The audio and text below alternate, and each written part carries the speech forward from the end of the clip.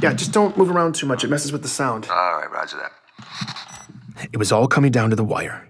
In a couple of hours, FERO was going to hack into a closed-door session between the UEG and ONI, and I was going to expose all of the intelligence agency's ugly secrets to Senate leadership. Having Petrosky remotely record his statement in advance like this was going to give me one less variable to worry about once we were in. But I was still waiting on final materials from Meshach. I hadn't heard from FERO all day, and I was urgently trying to pull it all together. I was a wreck. Come on. Considering he was about to accuse ONI of atrocious human rights violations, Petrosky, on the other hand, seemed completely calm. He wanted to chit-chat about the chief. So, high treason.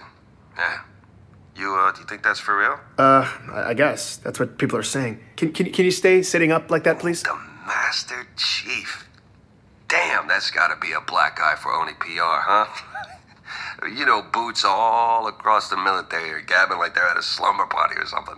3 days ago, FERO had leaked a suppressed incident report from an embassy in the Outer Colonies that had everyone in disbelief or disarray. Less than 24 hours later, FERO dropped the real bomb, a security video from that same embassy, showing that everything in the report was true. The Master Chief had turned diplomatic peace talks into a shooting gallery that claimed 19 lives. The shock of that second leak immediately turned to outrage, polarizing everyone by the same familiar geography: the staunch patriots of Earth versus the dogged survivalists of the Outer Colonies. It was the same caustic regionalism that had far too recently defined us. And now those old ideologies were creeping back out, masquerading as opinions, angrily cracking open the scabs. Meanwhile, the Master Chief, the subject of my entire investigation, was now the most wanted man in the galaxy. I hadn't even had a chance to dig into any of it. You think he did it? What? Do you think the chief shot up that embassy on Biko? Maybe he finally went nuts. Maybe he thinks we're still fighting insurrectionist guerrillas or something. I don't know. But, man, working for the Covenant? Oh, that's a stretch, right? I don't know, man. I'm sorry. We just gotta lay this down. All right, roger that. We were running out of time, and I needed Petrosky to focus. I started recording. I asked him to introduce himself and tell the world about the Spartan program. And from then on, he was totally on point. So just say who you are, and then just go into it. Okay. I am Corporal Anthony Petrosky, retired trooper of the 105th ODST Division. I am testifying by my own free will, under no duress by any parties, and I wish to make the following statement. In April 2525, while serving on a detachment on the UNSC Atlas, I witnessed firsthand an incident involving a 12 to 13-year-old male who identified himself as John 117. He had extensive scarring on his torso, consistent with post-procedural scarring I've seen on recently inducted Spartans, and under orders from an ONI CPO, John killed 2 ODSTs and critically injured 2 others, in an attack that greatly exceeded natural human ability. He didn't stutter. He didn't stammer. His thoughts were clear as crystal, told with purpose, as if he'd been waiting his whole life to speak with this much conviction. After a grueling military career that took his left arm, Anthony Petrosky should have been rewarded with dignity and opportunity. Instead, he was one of countless veterans the government had left behind. But this was his moment, and he'd never sounded more alive. As he laid out his damning testimony about ONI's biological augmentations of children, I knew FERO had been right. Petrosky's words would humanize this story and persuade even the most jaded senators to listen. I had exactly what I needed from Petrosky. I am testifying with absolute certainty that the speed, power, and coordination this person exhibited was categorically impossible without the benefit of a full battery of military-grade augmentations. Afterwards, the Office of Naval Intelligence, through our COs, issued an order of absolute suppression of all accounts of this incident. Through coercion, pressure being brought to bear, we were ordered to keep silent, to never speak of this publicly upon fear of court-martial. How's that? That okay? Yeah. That was amazing. I can't thank you enough. Yeah. All right. You give him hell.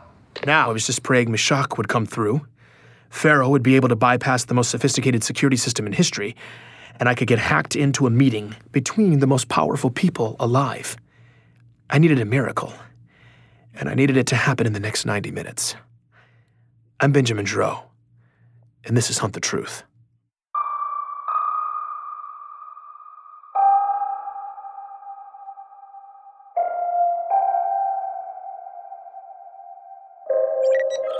Oh, God, what was I thinking? As I tried and failed repeatedly to get a hold of Meshach, I was trying not to dwell on what my plan had been, particularly because it sounded absurd. I was trying to corroborate my accusations against ONI by having Meshach Maradi convert nutjob conspiracy theorist data into documentation that a senator would find compelling. But I didn't have time to rethink the plan. I needed the documents. My calls to Meshach kept dropping, though. Something was up. The networks were a mess. I did not have time for this, and I was starting to panic. When a message from the Outer Colonies finally came through. These files better make sense, Meshach. But there were no files. And it wasn't Meshach. The message was from Katrina, the old friend of John's that Ellie Bloom had put me in touch with, the woman who had told me about John's death. I hadn't spoken to her in weeks. Hey, Ben. I didn't really know who else to call, but I was hoping you could maybe tell me what feedback you were getting from the Outer Colonies this week. I had no idea what the listeners were thinking. Ever since I'd gone incognito, I hadn't heard any of their feedback. Stupidly, when I set it up, I hadn't properly secured the feed, and now I was afraid if I accessed it to hear what people were saying, ONI would trace my new location. I'd figured after my latest episode, the revelation that ONI had heavily poached the Outer Colonies for their child abductions would be garnering a strong reaction out there. But the way Katrina made it sound, the reaction was stronger than I could have ever imagined. People are going nuts, switching over to only using local chatternet services like it's 50 years ago or something. It's this new Colonial Alliance group. They're everywhere, holding all these demonstrations in the streets. Thousands of people are turning out. And they keep chanting about self-reliance, talking about how we need to be preparing for this big embargo, all these boycotts, the UEG offices shutting down. I don't know. It seems peaceful right now. I feel like we should get off-world, just in case it breaks bad. I've kind of already been freaked out anyway. I don't know if I'm being paranoid, but I think someone may be targeting me for helping you. And Ellie's in the same boat. All these power surges and crazy service interruptions. Last time I talked to you, my entire system was overrun with corrupted files, and my whole neighborhood lost power. I don't know. But if someone is trying to get us, I'm worried what will happen if things get too chaotic out here. I don't really feel safe. So, if you know anything about this, or what we can do to protect ourselves, I mean, they're already shutting down the street. Katrina's message got cut off. I had no idea what was happening. I had no idea what the central government was going to do. I had no idea how to help this woman or Ellie or their families or anyone else. We were all in the dark. All I could do was present the senators with the ugly truth and hope it would convince them to help us all. And I was running out of time to make that a reality. Thankfully, Meshach finally emerged from his subterranean world. So, I just sent it. Perfect. Got it. Thank you. I hope it's convincing enough. You should have a clear breakdown that exposes the blatantly unnatural pattern of child autoimmune deaths around the beginning of the Spartan program, particularly in the Outer Colonies. Yeah, I see that. It's good. It looks solid. And I also cleaned up and edited that police scanner data. It's one of Oni's abducted kids returning home and running into their clone. One of the suicides? Yeah. So officer gets called to the scene of a home invasion. It's this middle-aged couple and the teenage son who's in a wheelchair. The officer comforts the victims, assesses the situation, calls it in. There wasn't a confrontation or anything, no valuables appeared to be missing, victims didn't even get a good look at the guy. The perpetrator just entered the house, went into the son's room, son freaked out, perpetrator fled the scene, blah blah blah. Now everything seems to be okay. During his report to dispatch, though, the officer gets startled by a sound, reports a possible shots fired somewhere nearby. Backup arrives to canvass the area. About 10 minutes later, same officer reports discovering a body in a nearby field. It's a teenage kid, dead from what appears to be a self-inflicted gunshot wound. That's where the officer's report to dispatch took a turn. 7 Charlie 19, what's the rush on? It's the exact same kid. The kid from the home invasion over at Sten. I mean, is 1056? Looks like his identical twin. I don't even know what to say. 7 Charlie 19, ME is en route. The medical data Meshach had sent along with the audio made the picture even uglier. The son was in a wheelchair because months of medical procedures had left him with permanent nerve damage from when he was 6 years old, under treatment for autoimmune and significant cognitive disorders. Those procedures that left him paralyzed were nearly identical to those from John's medical records. Before the survivors had been removed from the data, this boy had been one of the dots on Meshach's scattergraphs of likely clones. I didn't know what to say. So I realize it's messy. Whether you can use it or not, at least now you know. I didn't have enough time to wrap my head around this new piece, so I made the difficult choice not to use it. But hearing yet another ONI horror story made me all the more determined to blow it open. I just needed FERO to show up in the next few minutes with a miraculous way to get in the door. Thanks, Meshach. So this should all be going down here in Don't be nervous. You'll be great. I've got all my channels open, ready to go. Whenever it pops off, the murmurs will pop up. And if the senators are making moves against Oni, that's the kind of chatter that rattles teeth. So don't worry. We'll know soon enough if it worked. Thanks, man. Okay, I'll, Hey, just real quick. I know you're super busy right now with your crusade of honor, but as soon as you can, you need to get caught up with what's happening in the outer colonies. Your last episode is turning kernels into popcorn, and there's a fault line in the tectonics I need to talk to you about, so here's... Ben will call you back. Hacking in and cutting off Meshach, yet another dramatic entrance for FERO. And this one came not a moment too soon. FERO, what's happening? I'm all ready. Do you have a way in? I'm already in.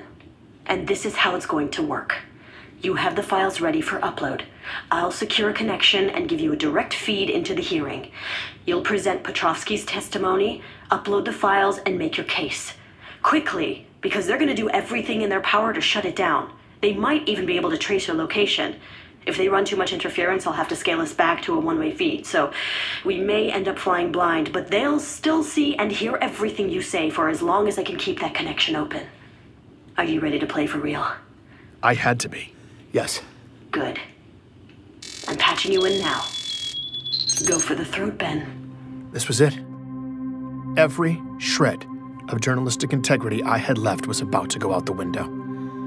I had a strongly biased opinion, and I was about to deliver it to some of the most important policymakers in government. This wasn't just an expose of ONI's deeds. It was an indictment that constituted a call to arms.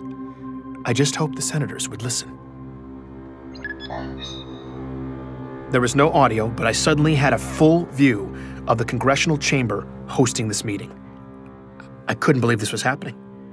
My eyes scanned the room.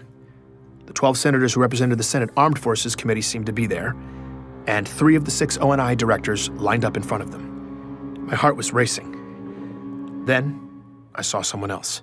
Wait, is that Sully? Ben, you're live in 3, 2, 1. I saw my face pop up in the main display at the head of the room. The proceedings seemed to stop as all the heads turned and looked at me. For a moment, I froze. And then I began. Distinguished representatives of the Unified Earth Government and the Office of Naval Intelligence, my name is Benjamin Giraud. I was a journalist hired by Commander Michael Sullivan to do a profile on the Master Chief Petty Officer John 117, and my contract was terminated for exposing a widespread cover-up by ONI on his true origins. As I spoke, I tried to look at the camera and ignore the return feed. The image of my own face speaking to a room full of supremely powerful people was incredibly distracting. I could see out of the corner of my eye, though, that it was working. They were listening. Then, my feed went black. Keep talking, Ben. I had to cut the return feed, but you're still live in the room. I tried to focus. ONI has gone to great lengths to keep you and the public from knowing critical information about the Spartan program, their lack of institutional control of the Master Chief in the Outer Colonies, and the genetic modification of abducted children that eventually became warriors like the Master Chief. What I'm about to play for you is testimony from ODST Anthony Petrovsky regarding the Spartan program. I am Corporal. As Petrovsky's testimony played, I was starting to doubt whether or not it was still actually live when I got a message from Sully. It said, "You're out of control, Ben. Last chance to stop." I typed back, "I can't be a party to the crimes you and the rest of ONI have committed. Not anymore. I'm done." There was a brief pause, and he responded, "Yes, you are." My gut sank. But I wasn't going to back down. You're going to have to finish up quickly, Ben. They're hitting the hack hard. I can't keep it open too much longer. As Petrovsky finished up, I quickly edited my final piece, chopping out any unnecessary language. Then, it was time to bring it home.